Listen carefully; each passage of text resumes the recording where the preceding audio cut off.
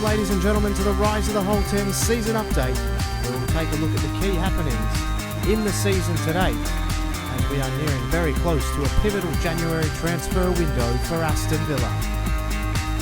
With the impending departure of contract rebel Fabian Delph, the expected sales of Andy Weimann and Ron Vlaar, Villa find themselves in somewhat of a transitional period, and we need your help to find the next generation of Aston Villa players. What areas do we need to strengthen? What areas do we need to emphasise on? With news filtering through that Randy Lerner has injected a small amount of funds into the transfer kitty, it is a good opportunity for change at Aston Villa. Even with the recent form and win streak, the team needs to push onwards and upwards, and with your help, we certainly can achieve it. Get your transfer suggestions in right away, and in the next video, we will get our first taste of transfer activity in the rise of the Holte End. Matchday 13 saw Villa coming off an impressive 3-0 win at home over Southampton. They travelled to Turf Moor to take on Burnley. The Birmingham side struggled to get going after a week off and conceded 2 quick goals before pegging one back at the hands of Scott Sinclair, but ultimately falling 3-1 in what Tim Sherwood described as bitterly disappointing after the form that was shown in the previous fixture. Zogbia again. Fakes goes one way. Can he find the cross? He does, and it's Scott Sinclair! And the returning Scott Sinclair has got a goal from his head this time. Matchday 14 was another upswing in form. That was becoming a trend for Aston Villa as they travelled to Selhurst Park to face relegation candidates Crystal Palace. A hard-fought game was brought to life by what would be a signal for the future, as Gabby Agbonlahor scored the first of many goals in the next number of weeks. Aston Villa running out 2-0 winners. Last week, but it's now with Agbonlahor. They could be on the opposite end, and it is Agbonlahor.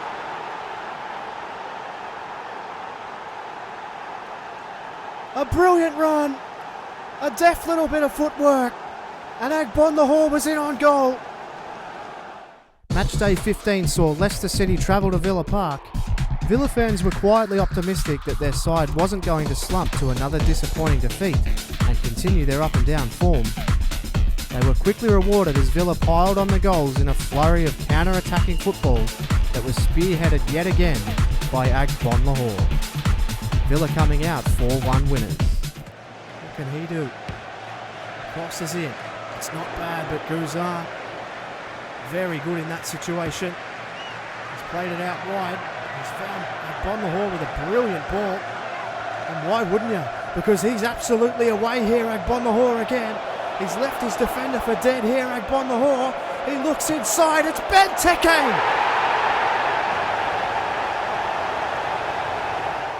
Matchday 16 signalled Derby Day, and Aston Villa, coming off 2 solid wins against sides below them, saw an opportunity for the same as they travelled to the Hawthorns to take on West Brom.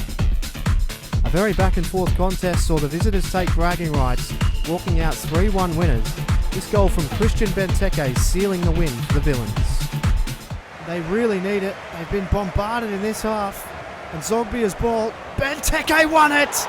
And Villa might be just running away with it.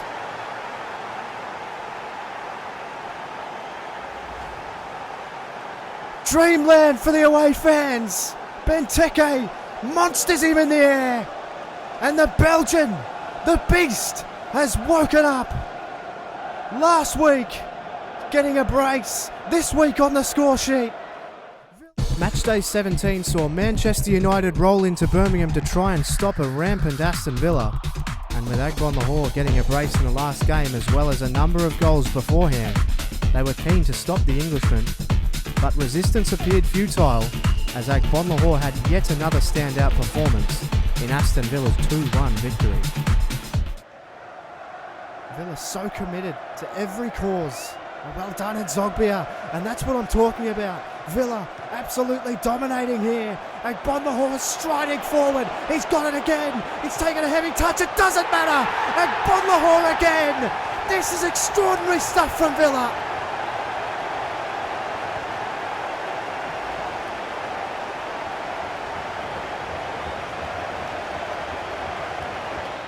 Matchday 18 presented Aston Villa with a chance to cement their spot in the top four, and the Villains delivered expertly to hammer Swansea at the Liberty Stadium 4-1. The name on everyone's lips was Agbon Lahore, and the name on the score sheet read the same. Gabby on fire yet again, firing the Villains into clear third on the table coming into the new year. Gomez. Sun Young cut off by Delph. And he plays through. Agbon Lahore's got the speed here. Agbon Lahore's away. Have they got two? They certainly have. It's a dream start for Aston Villa. And it's the terrible twos again. The terrifying duo. Matchday 19, we saw Sunderland travel to Villa Park. This was the final game before the January transfer window and saw Tim Sherwood forced into mass changes due to only a one-day break between fixtures. It started out swimmingly for the young side, taking a 2-0 lead into half-time, but Sunderland rallied to pull back two unanswered goals just after the half-time break. Villa, though, like good sides should, extended their winning run to 6 in a row with two quick answers. The go-ahead goal from who else but Gabby Agbon Lahore. Finding the pass forward, here's Grealish. He plays it through, Agbon Lahore, he might be in here. Oh, it's a brilliant ball from Grealish, Agbon Lahore, it's through Pantamillion's legs. Nothing going wrong here for Agbon Lahore. And this game is really alive.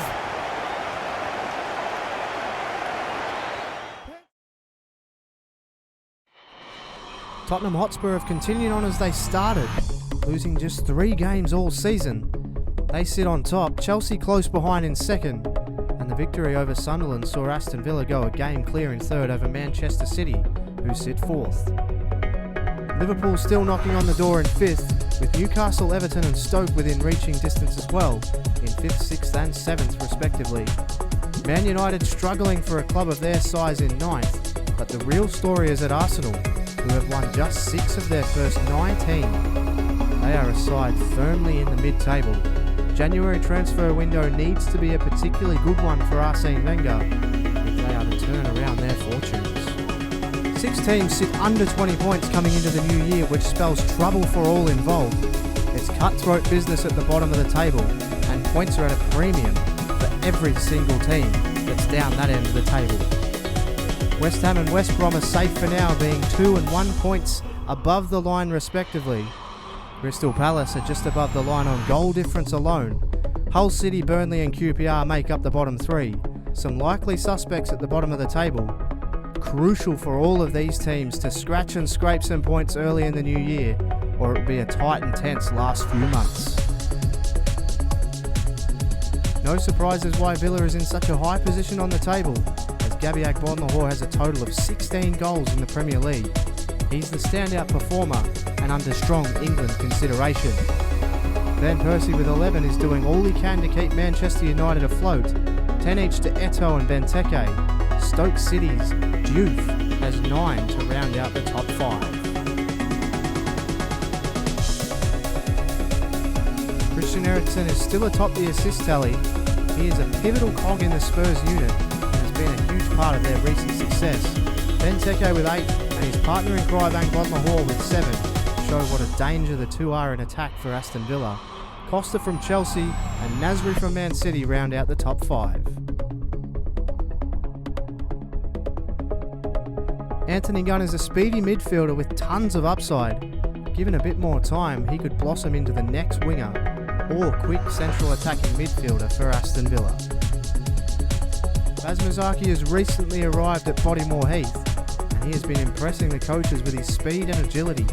While an unknown quantity, he's certainly shown quality beyond his years. Chris Simpson is a standout prospect in the youth academy, with many predicting a call-up any time with the expected departure of Fabian Delph. Can Simpson be the next cog in Aston Villa's midfield? We'll have to find out. Jonathan Wilson, much like Chris Simpson, is highly touted to be a major part of Tim Sherwood's long-term plans. A 6'1", strong midfielder with good balance. Only time will tell if if he lives up to the hype. Villa have a cluster of difficult games coming up, including hosting Crystal Palace at Villa Park, travelling to Leeds for the FA Cup, hosting Liverpool at home, heading away to Leicester City, and rounding out the month of January with a trip to the Emirates to take on Arsenal. It's January transfer time, so make sure you get your suggestions in for players to buy or sell. It's the last time for the rest of the season we'll get to lock in some of the new faces for a tilt at the Champions League spot, or maybe even a cheeky little tilt at the title. So thanks for watching the latest Rise of the Holte End season update. Don't forget to hit the like button if you've enjoyed this video. Comment below or tweet me at MurphsYT13 to get your transfer ideas in. And make sure you hit the subscribe button for more outstanding action. For MurphsYT13, thanks very much for watching, and I'll catch you on the next one.